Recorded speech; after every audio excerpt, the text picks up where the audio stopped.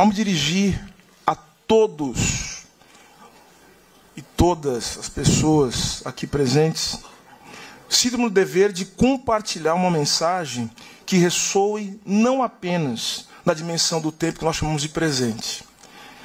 Nosso passado e nosso futuro também estão em jogo, senhoras e senhores, nessa nova etapa do país que agora se abre diante de nós. Diz um antigo ditado iorubá: Exu matou o pássaro ontem com a pedra que só jogou hoje.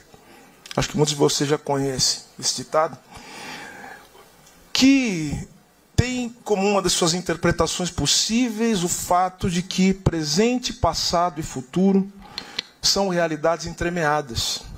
E nessa encruzilhada que nos encontramos, eu diria que são também indissociáveis. Não nos movimentamos apenas em um plano para que não nos... um plano. E isso é importante dizer para que nós não nos esqueçamos jamais da grandiosidade das nossas lutas. Nossa conexão é com passado, presente e futuro. Nós estamos vivendo nesse momento passado, presente e futuro. Portanto, eu quero aqui deixar uma mensagem que se dirige a cada um de nós e que possa repercutir nessas três dimensões do tempo. E com isso eu quero falar também do que esse ministério será. Minha primeira mensagem, portanto, é o passado. E lembre-se, eu falei de passado, mas quando eu falo do passado, eu falo daquilo que somos e daquilo que podemos ser. Não é o passado que nos aprisiona, mas é o passado que nos serve de catapulta em direção ao presente e também nos lança em direção ao futuro. Portanto, minha primeira mensagem é a reverência, a luta por memória, verdade e justiça.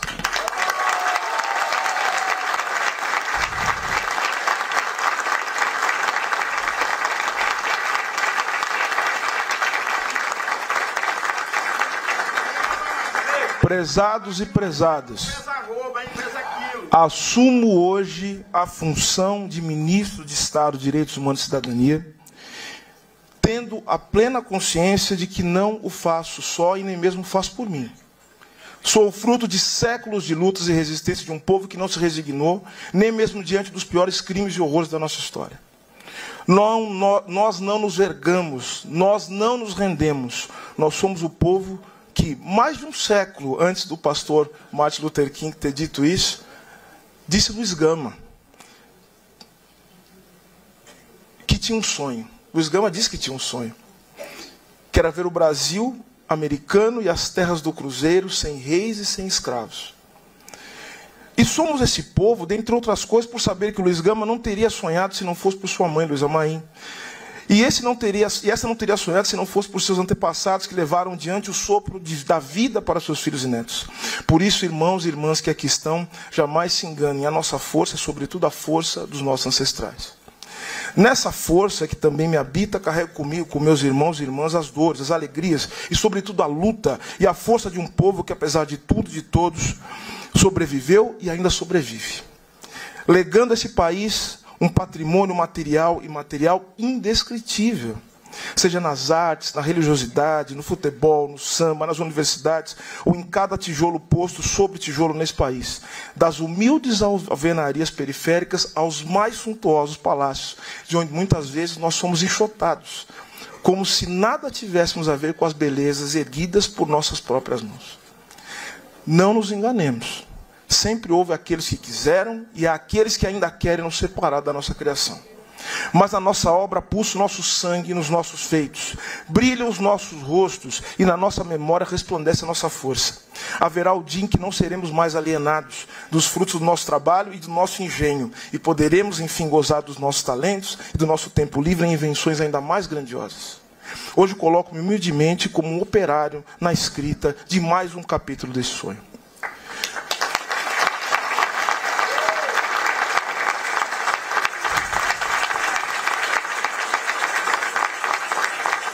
Para tanto, eu peço licença e trago comigo meu pai, minha mãe, um homem e uma mulher pretos que, nas suas humildades e sabedorias, ensinaram o meu valor do amor, das lutas cotidianas e da dignidade humana. Trago também meus irmãos, meus tios, meus sobrinhos, meus primos. Meu primo está ali, querido, Cachito. minha companheira Edneia, né? Sem ela nada disso seria possível. Tá ali. Amigos e amigas e todos aqueles e aquelas que contribuíram com o projeto do qual sou hoje e, ao mesmo tempo, parte e testemunha. Também trago a luta de Zumbi, de Dandara, dos já citados Luiz Gama e Luiz Amaim, de Abdias, de Guerreiro Ramos, de Lélia Gonzalez, de Milton Santos, de Marielle Franco, de Pelé, que foi ministro de Estado também desse Brasil. E tantos outros e outras que permitiram que eu aqui estivesse hoje, um homem preto, ministro de Estado, a serviço de uma luta que um dia também foi deles. Não posso dizer que suas lutas não serão esquecidas, até porque não se esquece daquilo que está presente. Mas posso e quero dizer que as suas lutas serão honradas por mim e pela minha equipe que aqui está. Nesse espaço pelo qual torno-me, a partir de agora, o maior responsável. Isso significa, dentre outras coisas, não esquecer as lições da história, das lutas contra a escravidão, contra a fome, contra a morte pelo trabalho e pela moradia dignos. Significa não esquecer da luta daqueles que foram presos, torturados e mortos pelo autoritarismo do Estado brasileiro. Seja no Império, na dita velha República, que criminalizava todos os aspectos da nossa existência, ou na ditadura militar, que ceifou os melhores anos dos verdadeiros patriotas, que ousaram se levantar contra a covardia dos poderosos. Senhoras e senhores, temos, enfim, a consciência que as histórias a nós legadas ainda estão sendo escritas. Não apenas porque temos nós a responsabilidade de levá-las adiante, mas porque ainda estão sendo vividas e tecidas em seus significados. Somos parte desse processo, estamos todos ligados por uma miríade de fios visíveis e invisíveis, de laços ao mesmo tempo belos e dolorosos, para os quais nem sempre estamos dispostos a olhar com sinceridade. Como ministro de Estado, ouso dizer, por exemplo, que o Brasil ainda não enfrentou a contento os horrores da escravidão, como outros traumas também que se avolumam sobre nós, o que permite que sua obra, né, a obra da escravidão nesses traumas, se perpetue na forma do racismo, da fome, do subemprego e da violência contra homens e mulheres pretas e pobres deste país. Assim como muitos desejam seguir em frente. Eu quero seguir em frente. Mas jamais aceitaremos o preço do silenciamento e da injustiça. A verdadeira paz será aquela que construiremos com a verdade, com o cultivo da memória e a realização da justiça. Agora eu quero falar da segunda mensagem, ou melhor, da mensagem que agora eu quero dirigir ao presente. Recebo hoje um ministério arrasado. Conselhos de participação foram reduzidos ou encerrados, muitas vozes da sociedade foram caladas, políticas foram descontinuadas e o orçamento voltado para os direitos humanos foi drasticamente reduzido. Como crueldade derradeira, a gestão que se encerra tentou extinguir, e vou dizer, tentou extinguir sem sucesso a Comissão de Mortos Desaparecidos. Não conseguiu. Nesse sentido, eu quero que todos saibam, e com isso vou contar com o compromisso do meu assessor especial, Nilmar Miranda, que muito me honra. Muito obrigado, Nilmar. É um privilégio ter você ao meu lado. Nesse sentido, eu quero que todos saibam que todo ato ilegal baseado no ódio e no preconceito será revisto por mim e pelo presidente Lula, que sempre teve um compromisso com a democracia.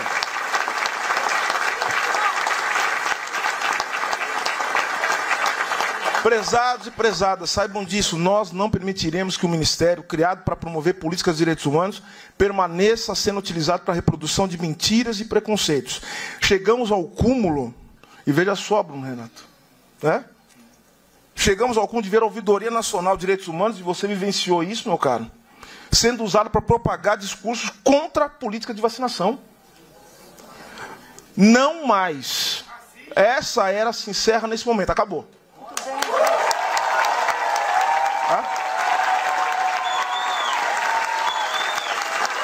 Senhoras e senhores,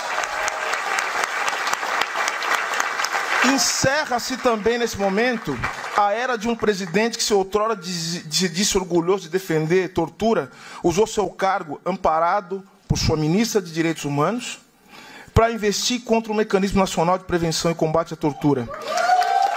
Como se sabe, os membros do órgão foram exonerados e suas remunerações foram extintas. Situação esta que só foi parcialmente revertida por uma decisão judicial. A importância que teve o judiciário nesse momento. Pois eu digo também, isso acabou. A partir de hoje nós garantiremos o pleno funcionamento do Mecanismo Nacional de Prevenção e Combate à Tortura.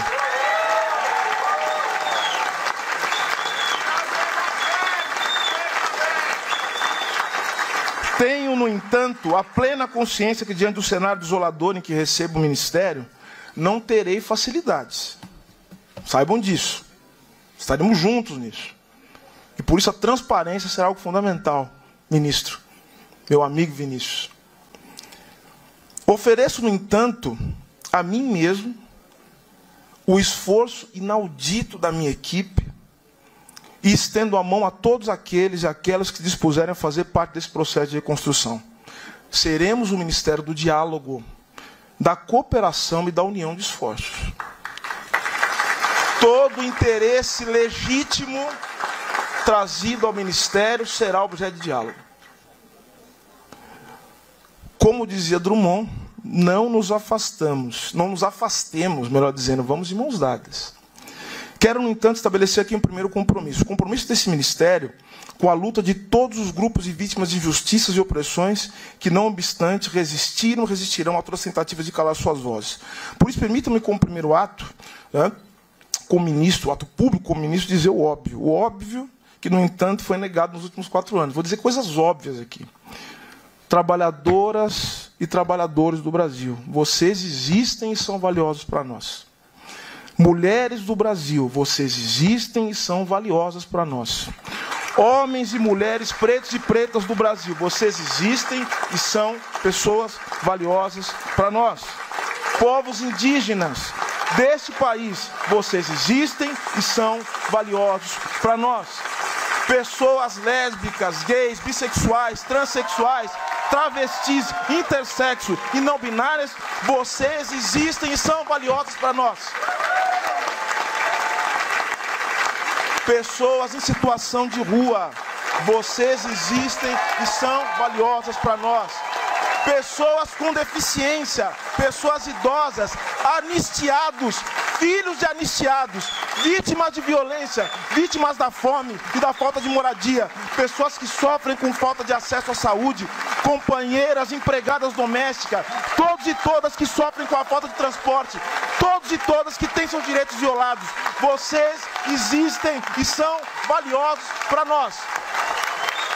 Com esse compromisso, quero ser ministro de um país que põe a vida e a dignidade em primeiro lugar.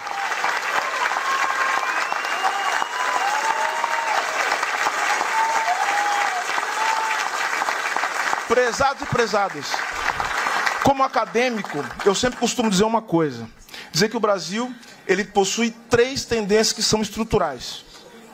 A violência autoritária, o racismo e a dependência econômica.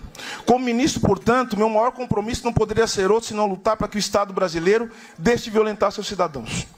É um compromisso que eu assumo como ministro, mas tenho certeza que meus colegas dos outros ministérios, os queridos parlamentares, né, que aqui estão, e outros também que aqui estão, que não estão aqui, eles também vão assumir esse compromisso de me ajudar, a partir eu, dentro do Ministério, mas outras pessoas, a partir de outros lugares, ocupando outros lugares do Estado brasileiro, vão assumir esse compromisso também. Portanto, eu posso dizer que meu compromisso não poderia ser outro, senão lutar para que o Estado brasileiro deixe de violentar as pessoas. E como disse o presidente Lula na sua posse, o presidente Lula falou uma coisa muito importante na sua posse, que eu acho que o presidente Lula deu um recado para todos os ministros no seu discurso. Ele disse o que ele pretende, qual é o projeto dele para o Brasil. E ele falou explicitamente sobre os direitos humanos no discurso que proferiu na Câmara dos Deputados. Ele disse o seguinte, no Congresso Nacional, melhor dizendo, como disse o presidente Lula: caberá ao Ministério dos Direitos Humanos, abro aspas, zelar e agir para que cada cidadão e cidadã tenha seus direitos respeitados no acesso aos serviços públicos e particulares, na proteção frente ao preconceito ou diante da autoridade pública. Diz o presidente Lula, termino, cidadania é o outro nome da democracia. Por esse ministério é o Ministério dos Direitos Humanos e da Cidadania. Como foi dito aqui pela deputada e ex-ministra Maria do Rosário, não existe falar de direitos humanos apenas como pauta moral, é uma pauta política, é uma pauta institucional, não é uma bandeira moral, não é apenas um emblema. É a única possibilidade do Estado brasileiro cumprir aquilo que está determinado pela Constituição de 88 e fornecer cidadania. Cidadania, direitos humanos é cidadania. E é nesse sentido que a gente vai organizar o conjunto de políticas públicas que nos próximos dias, meses, eu e meu secretariado vamos apresentar à sociedade brasileira. Ao presidente Lula. Bom dia, presidente Lula.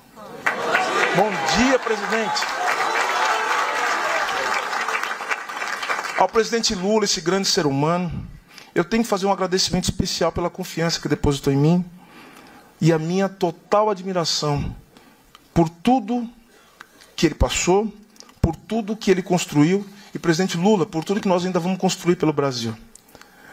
Cumprimento também ao vice-presidente Geraldo Alckmin, mais uma vez, meus colegas e minhas colegas ministras, com gratidão e confiança, por tudo aquilo que juntos nós faremos pelo povo, mas principalmente com o povo brasileiro. Como dizia antes, nosso maior compromisso será lutar contra a violência, sobretudo a violência estatal. Isso significa, dentre outras coisas, lutar contra o assassinato de jovens pobres e negros, lutar contra um direito administrativo que rouba camelôs, lutar contra um direito administrativo que expulsa crianças da escola, fecha postos de saúde, recolhe pertences de pessoas em situação de rua e permite agressão contra todos os excluídos e marginalizados da nossa sociedade. Para que essa luta prospere, é preciso reconstruir as instituições e compromissar toda a administração pública com políticas de direitos humanos. Que mesmo em seus melhores anos, e essa tenho certeza que é uma dificuldade que todos os meus colegas e as minhas colegas aqui presentes passaram, permaneceram insuladas nas estruturas de Estado. Foi uma luta para que nós pudéssemos expandir a política de direitos humanos, transformar não apenas em política de governo, mas caminhar no sentido de colocá-la como política de Estado. Acho que esse é o grande objetivo.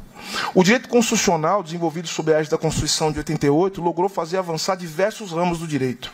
O direito administrativo, no entanto, permaneceu relativamente intocado, legitimando a violência contra os pobres e permitindo que o desmonte de políticas públicas não encontrasse entraves impeditivos. Agora nós temos que transformar. Portanto, a política de direitos humanos exige um novo direito administrativo, senhoras e senhores.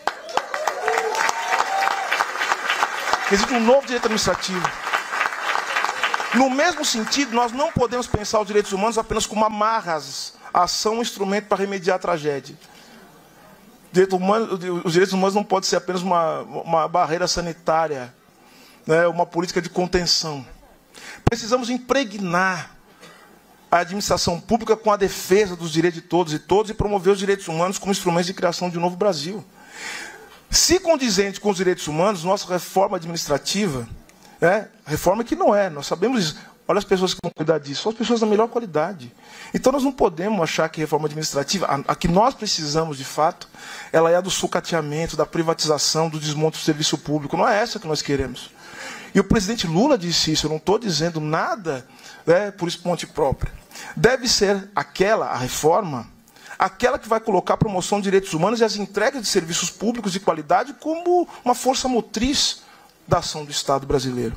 Por isso eu quero dizer, não sei se ela está aqui ainda, mas eu quero dizer à minha amiga, querida ministra, olha, eu tenho tanto orgulho de chamar algumas pessoas de ministra, né? Esther Dweck, olha que coisa linda. Ministra Esther Dweck, que conte comigo e com esse ministério para o projeto que lhe foi confiado. Queremos ver os direitos humanos respeitados por toda a administração pública desse país. E essa mesma administração funcionando para quem mais precisa, ministro Vinícius, meu amigo. E um projeto desse não pode prescindir jamais dos serviços públicos. Trabalhadores e trabalhadoras do Estado, operários e operárias dos serviços públicos, especialmente os desse ministério. Mais uma vez, a vocês, meu reconhecimento e meu muito obrigado.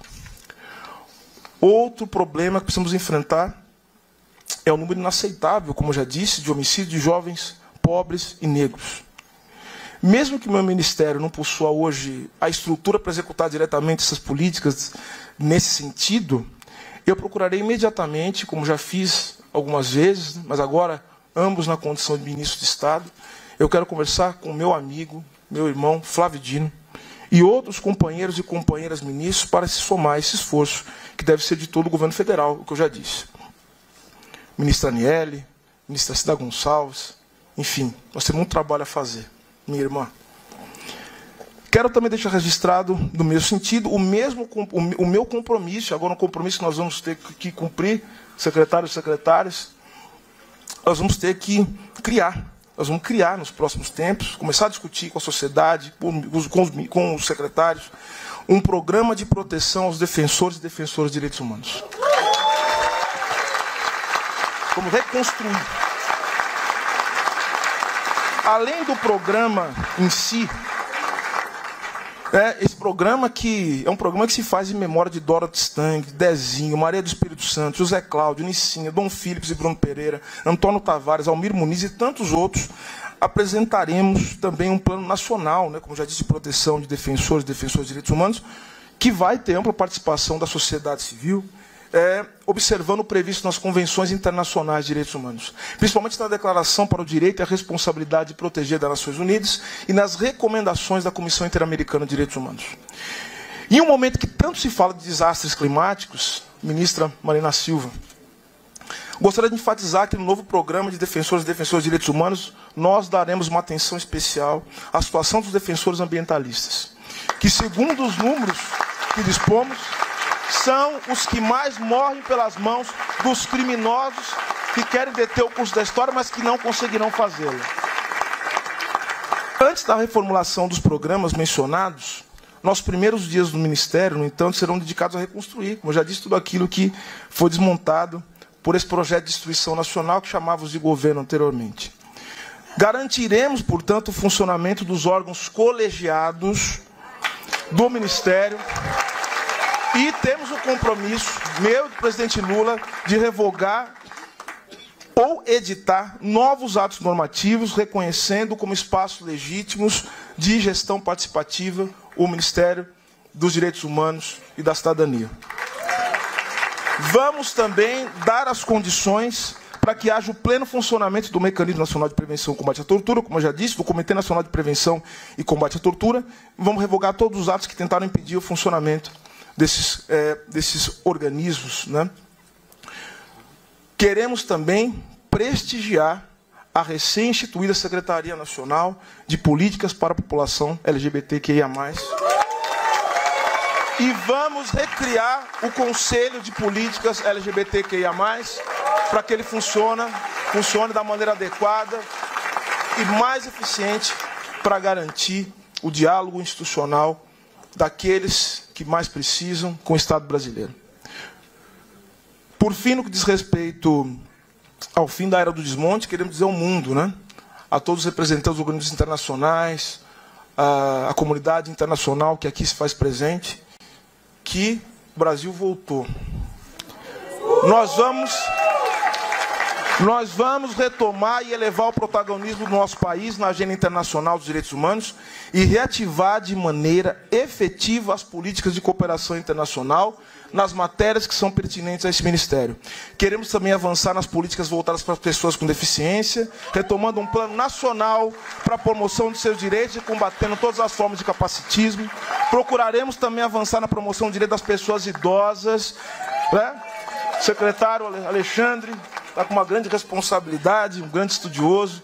Quero falar um pouquinho no final dos meus secretários e secretárias, rapidamente. E estabelecendo e reconhecendo as práticas e trabalhos de cuidado, essa é a palavra, diz o presidente Lula, como parte fundamental e valiosa da infraestrutura nacional. E o momento no qual o extremismo, o racismo e a produção maliciosa de notícias falsas se disseminam diante da ausência de políticas públicas, será fundamental retomar também um plano de educação em direitos humanos e promoção de uma cultura de respeito, igualdade, democracia e paz. Eu tenho certeza de que muitas serão as dificuldades, muitos permanecerão os problemas na nossa gestão, final da nossa gestão. Desafios de toda sorte nos aguardam. Embates, desafios, sabemos disso, não somos ingênuos. Mas uma coisa posso garantir: não esquecerei os esquecidos. E sei também, vou lembrar aqui do meu amigo Emicida, que está representado pelo seu irmão Fiote, grande artista, meu irmão, meu amigo, está ali. Quero lembrar da frase de Emicida: se lembram de mim, sentem a lágrima escorrer da minha voz, escutam a música da minha alma. Como canta, falei Emicida. E aqui eu termino a minha última mensagem. Agora em direção ao futuro. Calma, calma, calma. Vamos lá. Nós temos que honrar as lutas que eu tenho que honrar as lutas que me trouxeram até aqui. Significa, no entanto, não apenas reconstruir aquilo que foi destruído, nem apenas melhorar aquilo que outrora fora feito de bom. Significa também apontar para o futuro, apontar para um projeto que ainda vem.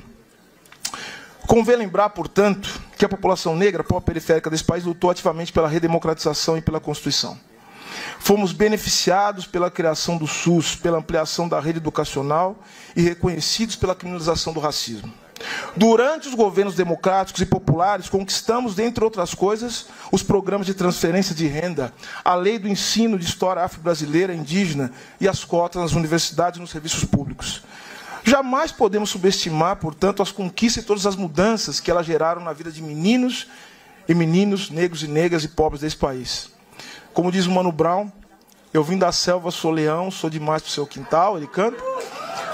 O acesso à educação e a ação afirmativa foram fundamentais para desnaturalizar o lugar dos negros e negras desse país. Não cabemos no quintal de ninguém e queremos e iremos ocupar todos os espaços da sociedade. Isso eu estendo as pessoas LGBTQIA+, estendo também as pessoas com deficiências, pessoas idosas e, obviamente, criança e adolescente, que eu vou falar daqui a pouco.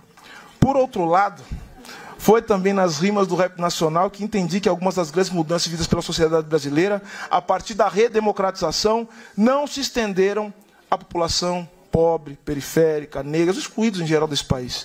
Muitos trabalhadores e trabalhadoras desse país continuam condenados e condenadas ao desemprego e ao subemprego.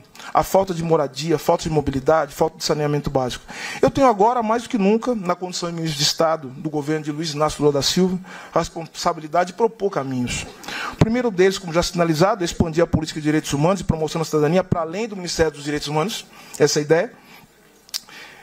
Porque de pouco adiantarão os nossos esforços se os direitos humanos não estiverem presentes na saúde, na educação, na assistência social e em tantas outras pastas.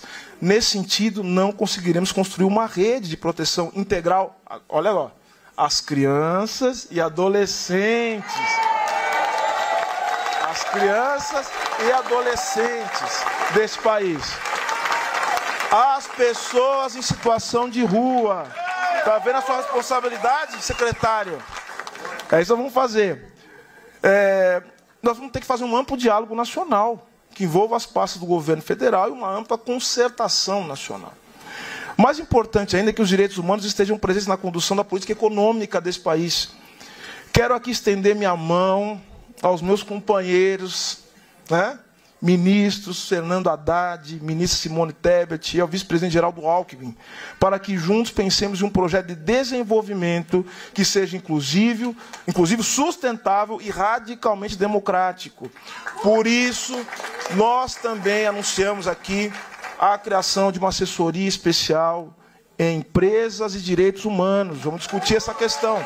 Nós sabemos que no âmbito das relações privadas e econômicas existe um amplo leque de violação de direitos humanos. Então vamos discutir também, né, com aqueles responsáveis pela condução da economia brasileira, como nós podemos fazer uma concertação nacional e internacional, porque há tratados internacionais que já tratam sobre isso, ou pelo menos que estão sendo criados sobre isso, sobre a relação de empresas e direitos humanos. Por fim, o Sul Global precisa propor um novo conceito de direito ao desenvolvimento, senhoras e senhores, que dialogue com as nossas realidades, com as necessidades do povo e aponte para as possibilidades concretas de superação da privação material e construção de prosperidade comum. Se a gramática dos direitos humanos nada disser a quem sente fome, a quem está desempregado, a quem sobrevive com trabalho precário, de nada valerão nossos esforços e abriremos novamente, como já aconteceu, as portas para o fascismo que ainda nos espreita. Portanto, nós queremos romper as barreiras de comunicação sobre os direitos humanos. Deputado Janones, que muito me honra com a sua presença aqui. Muito obrigado, deputado. Essas barreiras de comunicação, deputado, que nós ainda não fomos capazes de superar. Nós precisamos construir uma linguagem de direitos humanos que não fale apenas, e é importante que fale também, mas não apenas para os organismos internacionais. Movimentos organizados e beneficiários diretos das nossas políticas públicas. Quero ser ministro de Direitos Humanos de um país no qual esse conceito ressoe no coração do homem e da mulher comum, dos trabalhadores e trabalhadoras informais, precarizados, um país no qual consigamos levar adiante a nossa mensagem. E nesse sentido eu quero aqui costurar algo muito especial, é algo que eu quero me empenhar. Eu quero externar aqui meu compromisso, né, o olhar atencioso, minha preocupação com as crianças e adolescentes órfãos da Covid. Os órfãos da Covid. De nada adiantará o Ministério dos Direitos Humanos se ele não funcionar para essas crianças. Levemos a sério a vida do povo brasileiro, sobretudo com absoluta prioridade a vida das nossas crianças. Nós também iremos construir, também é um trabalho para os meus secretários e secretárias, um estatuto jurídico das vítimas de violência nesse país. Um compromisso que desde sempre esteve no horizonte do movimento de direitos humanos, seja na luta contra a ditadura, seja na luta pelos direitos das mulheres, crianças indígenas e outros segmentos. Nós avançaremos nessa construção. E como último, como último compromisso, deixo consignar a necessidade de se colocar os direitos humanos, como eu falei, no centro da discussão acerca da segurança pública nesse país. Vários sistemas de políticas públicas sofreram profundas reformas, sendo construídos e reconstruídos a partir do processo constituinte. Na segurança pública, sem negar experiências que foram exitosas ou parcialmente exitosas, essas reformas permaneceram incompletas. Pela vida dos meninos e meninas desse país, daremos a nossa contribuição também nesse campo, e em tudo que estiver ao nosso alcance. Assim, eu termino, portanto, dirigindo uma palavra especial aqui aos meus secretários, secretárias, assessores e assessoras, que muito me honraram quando aceitaram, como eu falei, essa tarefa. Então eu quero agradecer aqui a minha secretária executiva, Rita Cristina de Oliveira. Rita, muito obrigado. A Rita vai ser fundamental. Obrigado, Rita. A Rita, que vem da Defensoria Pública, uma atuação no campo dos direitos humanos, um compromisso inabalável, uma vontade de trabalho. Rita, minha parceira, companheira, tamo junto. Quero agradecer também a secretária nacional de Promoção e Defesa dos Direitos Humanos, a Isadora Brandão, Araújo da Silva. Isadora, obrigado. O secretário nacional dos Direitos da Criança e Adolescente, Ariel de Castro. A secretária nacional de Promoção e Defesa dos Direitos da Pessoa LGBTQIA+, a Simila Rá. A secretária nacional de Direitos da Pessoa com Deficiência, Ana Paula Feminella. O secretário nacional dos Direitos da Pessoa Idosa, Alexandre Silva. Meu assessor especial de Defesa da Democracia, Memória e Verdade, Nilmário Miranda. A minha chefe de gabinete, Marina Basso Lacerda. Obrigado, Marina. O assessor especial para assuntos legislativos, Carlos Davi Carneiro Bicharo. Davi, um grande companheiro, grande parceiro. E o ouvidor nacional de direitos humanos, Bruno Renato Teixeira. Senhoras e senhores, assim como disse, eu comecei com ele, termino com ele, Luther King disse o seguinte: Luther King, que as pessoas imaginavam, que era um homem, era um homem da paz, mas não há paz sem memória e não há paz sem justiça. E justiça é luta. Ele era homem da luta, do conflito justo quando necessário. Então, disse ele, olha só o que ele disse que tinha um sonho, eu também tenho um sonho. E eu quero sonhá-lo com todo o povo brasileiro. Eu sonho com um futuro no qual nós já vencemos. E nós vencemos, nós estamos vivos aqui. Nós somos a vitória dos nossos ancestrais. Nós somos a vitória também daqueles que virão depois de nós. Muito obrigado a todos. Viva o Brasil! Obrigado.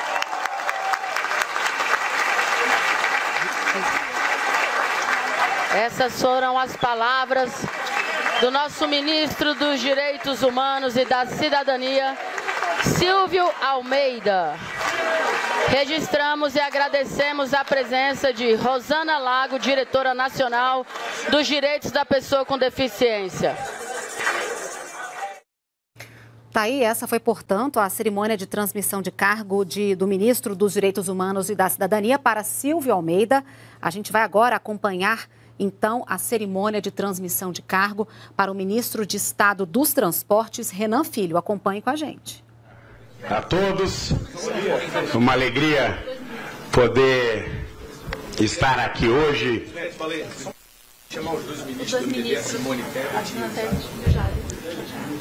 Convidar, então, para compor aqui a nossa mesa de honra, a nossa Simone Tebet, ministra do Planejamento, e o ministro das Cidades, Jader Filho.